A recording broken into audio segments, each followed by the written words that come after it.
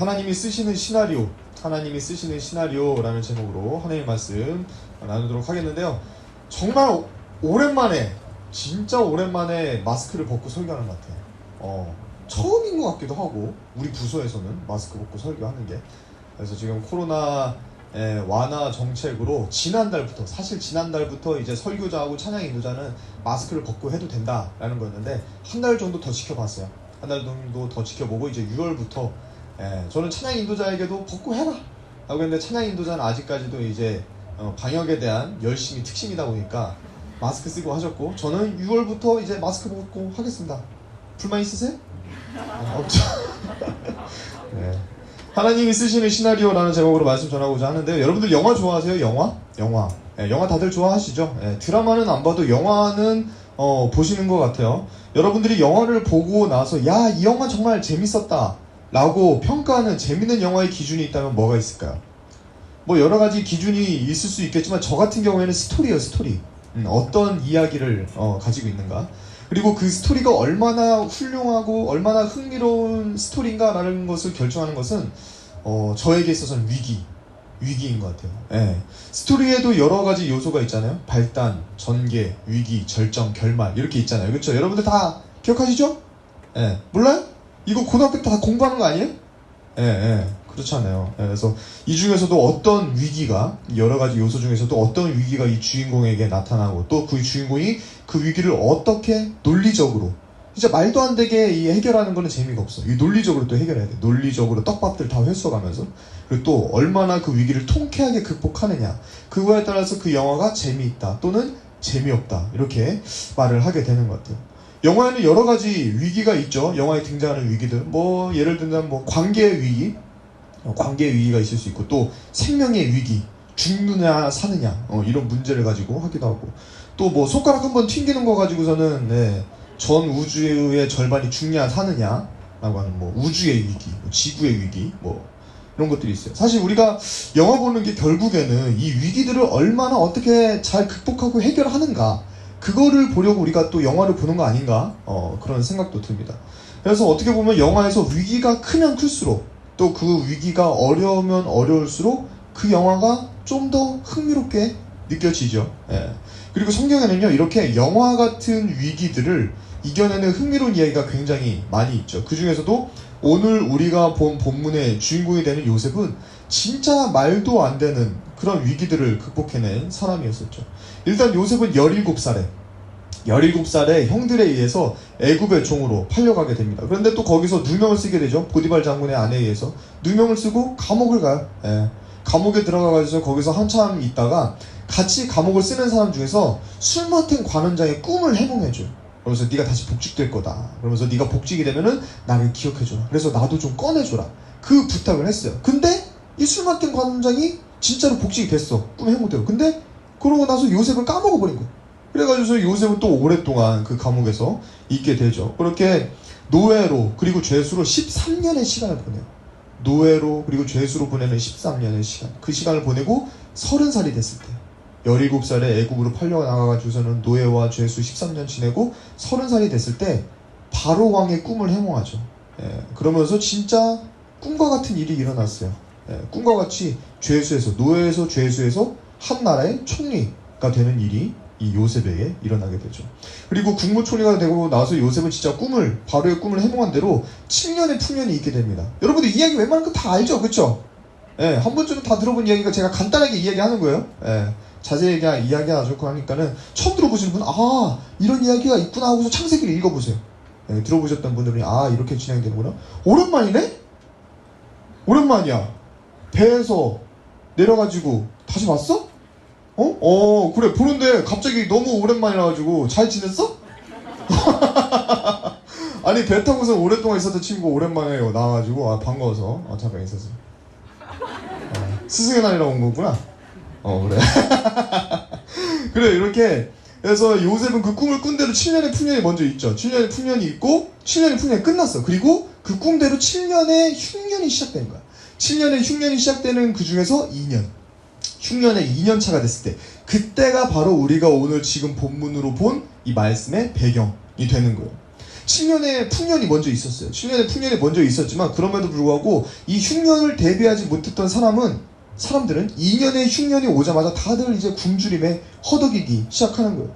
이거는 이제 요셉의 아버지인 야곱 그리고 그 형제들도 마찬가지였던 거죠. 그러니까 이 아버지 야곱이 이 형제들을 시켜가지고 야 애굽에 가면은 쌀 먹을 거 많다고 하는데 거기 가서 곡식 좀 가져와라 해가지고 형들을 애굽으로 보내버리는 거예요. 예. 그런 상황 가운데 형들이 애굽으로 왔다가 이 요셉을 만난 거죠. 근데 요셉은 이 형들을 한눈에 알아봐. 근데 형들은 이 요셉이 자기 동생일 거라고는 꿈에도 상상을 못하고 있는 거예요. 그런 상황 가운데 이 요셉이 형들에게 곡식을 줘요. 곡식을 순순하게 주면서 이 형들에게 누명을 하나 씌워요. 그게 뭐냐면 이 곡식을 자루에다가 다 담아주면서 곡식자루 하나에다가 자기의 은자를 숨겨놓는 거예요. 이것을 숨겨놓고서는 형들에게 누명을 씌운 거예요. 야, 니들 내 은자를 훔쳐갔냐? 이 도둑놈들 하면서 내가 이 은잔이 발견된 자루의 주인을 내 종으로 삼겠다 하는 거야. 근데 그 은잔이 발견된 자루의 주인이 누군가 보니까 베냐민. 이 베냐민이 누구냐면은 요셉의 동생이 바로 베냐민이야. 요셉에게 어머니가 같은 유일한 동생이 있었거든요. 그 사람이 바로 베냐민이야. 야곱에게 아내가 넷이 있었잖아요. 그 중에서 이 라헬의 첫 번째 아들이 요셉이고 라헬의 두 번째 아들이 이 베냐민이거든.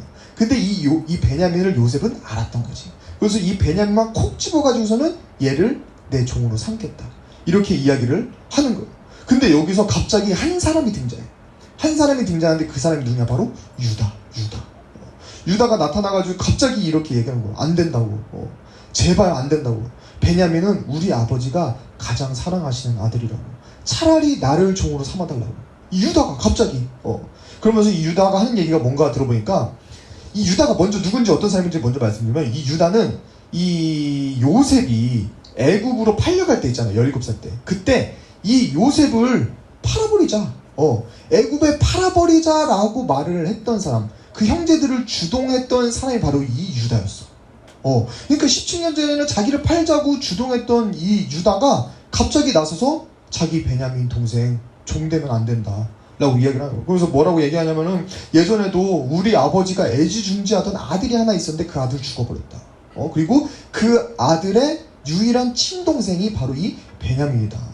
그래서 사실은 우리가 여기 올 때 아버지가 이 베냐민도 데리고 가지 못하게 했었다. 근데 그럼에도 불구하고 우리가 곡식을 구하기 위해서 사정해가지고 이 베냐민 데려온 거였다. 근데 만약에 우리가 이 베냐민이랑 같이 돌아가지 못하면 우리 아버지 돌아가신다. 그러니까 제발 이 베냐민이 아니라 차라리 나를, 이 유다, 차라리 나를 종으로 삼아주세요 하면서 그 앞에서 막 매달리고 있는 겁니다. 근데 이 이야기를 들은 요셉이 어떤 거예요? 그 이야기를 듣고 난 직후가 바로 오늘 우리가 읽었던 1절 말씀이에요. 지금까지의 이야기를 다 끝난 이제부터가 이제 1절의 상황이 나오는 거예요. 이 이야기를 듣는데 요셉이 기가 막힌 거예요.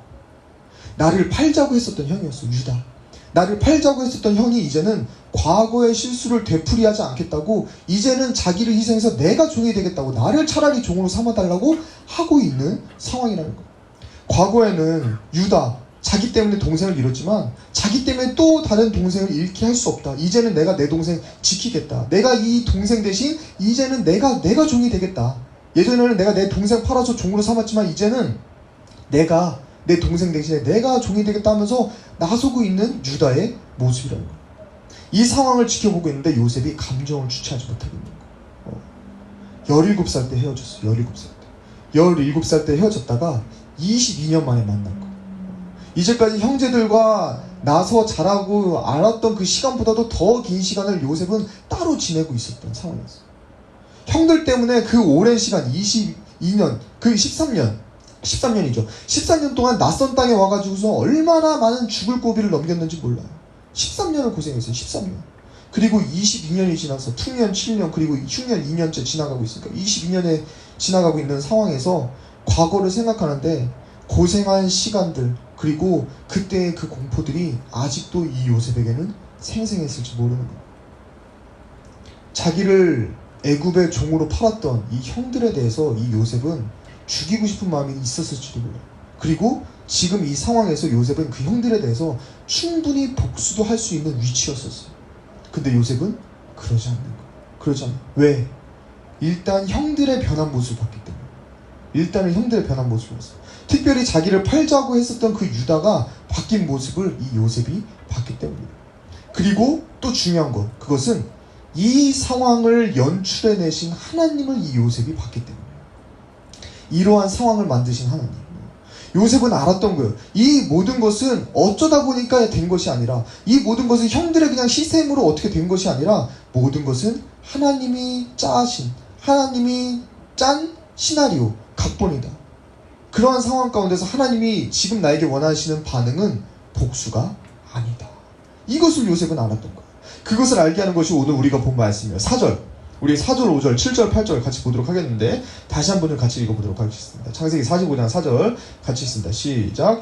요셉이 형들에게 이르되 내게로 가까이 오소서. 그들이 가까이 가니 이르되 나는 당신들의 아우 요셉이니 당신들이 애굽의 판자라.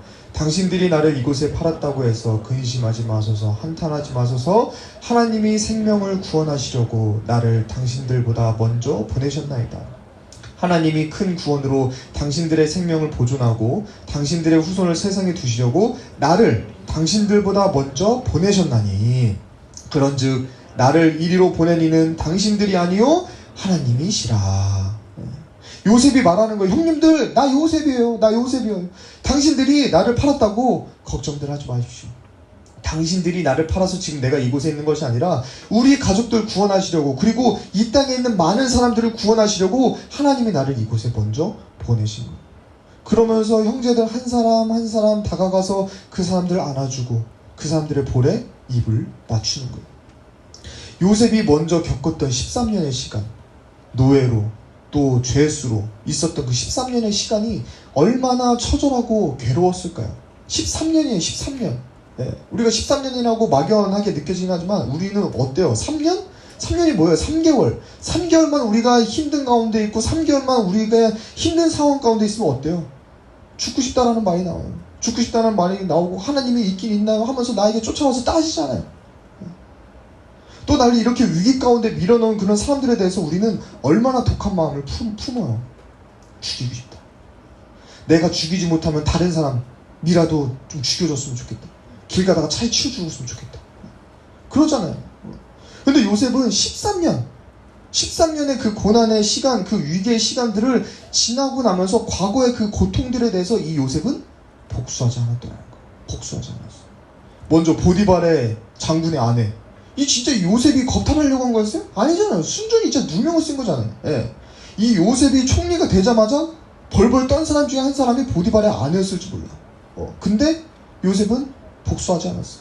보디발의 장군의 아내에게, 야, 너 생긴 것도 못생긴 게 내가 널 꼬시긴 뭘 꼬셔, 이러지 않았다고. 또 술 맡은 관원장의 꿈을 해몽해주면서 나가면 나 좀 기억하고 나 좀 꼭 빼내줘 했는데, 한참을 있다가 나중에 이제 결국 바로 왕에게 소개를 해주긴 했지만 늦게 나왔잖아요. 늦게 나왔으니까 늦게 나와가지고, 야, 너 나가면 나 좀 빨리빨리 좀 해달라는데 왜 이제서 해주냐 하면서 따지지 않았다는 거예요. 그리고 결정적으로 우리 형들 때문에 내 인생 얼마나 괴로웠는지 아냐. 22년 만에, 거의 20여 년 만에 만나가지고 이 형들에게 나 요셉인데 그때 나 팔았었지, 내가 그동안 얼마나 힘들었는지 알아? 하면서 그들을 위협하거나 따지거나 그들에게 복수하려고 하지 않았더라는 거예요. 요셉은 이 모든 괴로운 상황, 그리고 억울한 이 위기의 원인 제공자들, 이 어려움의 원인 제공자들에게 복수하지 않았더라는 거예요. 요셉이 악을 선으로 갖고 위기를 막 요란하지 않게 넘길 수 있었던 이유가 뭔지 아세요? 그 이유 앞에서 먼저 말했어. 그리고 오늘 말씀의 제목이, 이 모든 시나리오, 요셉의 인생의 그 모든 시나리오는 하나님이 쓰시는 시나리오라는 것을 알았기 때문에, 요셉의 인생은 어쩌다 보니까 이렇게 사라진 것이 아니라 하나님이 쓰신 시나리오를 요셉은 살아가는 것이다 라는 것을 믿는 믿음이 있었다는 거예요. 그러다 보니까 모든 것이 어쩌다 된 것이 아니라 하나님의 섭리 가운데, 하나님의 계획 가운데 이렇게 되어지는 것이다, 그 믿음이 있었다는 거예요. 그리고 하나님은 그런 가운데 이 모든 것을, 하나님이 이 모든 것을 통해서 선을 이루실 것이다. 결국에는 나를 망하게 하고 나를 괴롭게 하고 나를 영원히 괴로운 그 구렁텅이로 몰아넣으시는 것이 아니라 결국에는 하나님께서 이 모든 것이 합력하여서 선을 이루실 것이다. 그 믿음이 있었던 거예요. 그 믿음이 있으니까 복수를 하지 않는 거예요. 그 믿음이 있으니까 복수하는 것이 아니라 그 상황 가운데 주인공답게 선을 행하는 거예요. 그러한 말도 안 되는 상황 가운데 주인공답게 용서하는 거예요. 그 모든 위기를 영화같이 극적으로 멋지게 극복함으로써 이 요셉은 그 위기들을 넘어갔다라는 거예요. 우리는 살아가면서요, 정말 나를 힘들게 하고 괴롭게 하는 일들, 그리고 사람들을 마주할 때가 참 자주 있죠. 많이 있어요. 그럴 때 어때요? 아까 우리 이야기한 대로 내 손으로 해결하고 싶어요. 내 손으로. 내가 더 그 사람 괴롭게 해주고 싶어요. 내가 괴롭힘을 당하고 내가 어려웠던 것보다 더 큰 괴로움과 더 큰 어려움을 내 손으로 주고 싶어요. 그래서 오늘 말씀에서도 내가 열받는다고 자기 마음대로 악을 행했던 사람들이 있었죠. 누구예요? 요셉의 형들. 요셉의 형들이 그랬었던 거예요. 요셉 꼴배기 싫다고 자기들 마음에 분노가 일어나는 대로 요셉을 그렇게 팔아버렸었던 거예요. 그 결과가 뭐예요? 일단은 본인들도 괴로웠어요. 본인들도 괴롭고 그 주변에 사람들을 괴롭게 만들죠. 아버지를 괴롭게 만들었죠. 또 최후에는 어떻게 돼요? 요셉 앞에 엎드리는 거예요. 최후에는 요셉 앞에서 부끄럽게 엎드리는 것이 그 형들의 결말이었다는 거예요. 반대로 정말 억울하고 절망적이고 위기가 되는 그러한 상황 속에서도 복수의 칼날을 가는 것이 아니라 하나님의 섭리, 하나님의 시나리오를 바라보고 인식했던 요셉은 그 결과가 어떻게 됩니까? 오늘 우리가 본 말씀 그대로죠. 형들 앞에서 이 시나리오의 주인공으로 당당하게 서게 된다는 거예요. 오늘 우리가 살아가는 사회는 어떤 사회인가요? 복수를 권장하는 사회예요. 그래서 참지 마라. 맞았으면 2배로 갚아줘라. 당하고 살지 말아라. 당하는 놈이 바보다. 미친놈에게는 더 미친놈처럼 행해라. 그러면서 그저 감정적으로 복수할 것만 부추기는 게 우리가 사는 세상 아니에요? 그런 것들을 우리는 매스컴에서도 많이 보게 되잖아요. 그렇게 복수는 복수를 낳고 원한에 의한 범죄가 우리가 사는 세상 가운데 계속해서 일어나고 있는 것을 우리는 보게 되잖아요. 근데 성경은 복수에 대해서 뭐라고 말씀하시는지 아세요? 성경은 이렇게 말씀하세요. 여러분들이 이 말씀을 꼭 잘 기억하고 제 마음에는 이 말씀을 암송까지 했으면 좋겠는데 잠언 20장 22절이에요. 자, 잠언 20장 22절 먼저 같이 읽어봅시다. 시작. 너는 악을 갚겠다 말하지 말고 여호와를 기다리라. 그가 너를 구원하시리라. 한 번 더 읽읍시다. 시작. 너는 악을 갚겠다 말하지 말고 여호와를 기다리라. 그가 너를 구원하시리라. 아멘. 악을 갚겠다 말하지 말고 여호와를 기다리라는 거야. 네가 악 갚지 말아라. 하나님께 맡겨라. 라는 거야. 왜? 원수 갚는 것은 하나님께 있기 때문에. 시편 94편 1절 같이 읽읍시다. 시작. 오 하나님 여호와여 복수는 주의 것입니다. 복수는 나의 것이 아니라. 복수는 나의 것이 아니라 복수는 하나님의 것이야. 하나님의 것. 복수는 하나님의 것이라는 거예요. 복수는 하나님의 것이니까 내가 복수하려고 하지 말고 하나님을 기다리라. 하나님을 기다리라라는 거예요. 그러면 하나님은 우리의 선한 행위를 보시고 우리의 선한 행위에 대해서 선한 것으로 갚아주시는 거예요. 우리의 인생 가운데 어려움만 계속 있게 하지 않으신다는 거예요. 하나님은 우리가 어려움이 있을 때, 나를 괴롭게 하는 사람이 있을 때 그것에 대해서 악으로 대응하고 복수하지 않고 그것을 선하게 대응했을 때 결국 나에게 좋은 날이 오게, 그리고 그것보다도 더 큰 은혜들을, 그 이전의 괴로움과 고통들을 상쇄시킬 만한 그러한 은혜들을 주신다는 거예요. 요셉이 죄수에서, 노예에서 한 나라의 제1 국가의 국무총리가 되게 하신 것처럼 이전의 고통과 괴로움은 다 잊을 만한, 그것들을 모두 다 상쇄할 만한 은혜들을 하나님이 반드시 주신다는 거예요. 사랑하는 오른교회 청년산부 예수공동체 여러분, 이제 말씀을 맺도록 하겠습니다. 우리 모든 인생에, 우리가 살아가는 모든 인생에는 시나리오 작가가 계십니다. 그분은 바로 우리 하나님이세요. 하나님은 때때로 우리 인생의 멋진 드라마, 우리 인생의 멋진 영화와 같은 순간을 만들 기회를 주세요. 기회. 그런데 우리 인생의 그런 멋진 드라마가 만들어지는 순간은 우리의 인생이 평탄하고 평화롭고 탄탄대로일 때가 아니에요. 우리 인생의 멋진 드라마, 멋진 영화가 만들어지는 그 순간은요, 평탄한 순간이 아니라 위기의 순간이에요. 위기의 순간. 위기의 순간. 고통의 순간.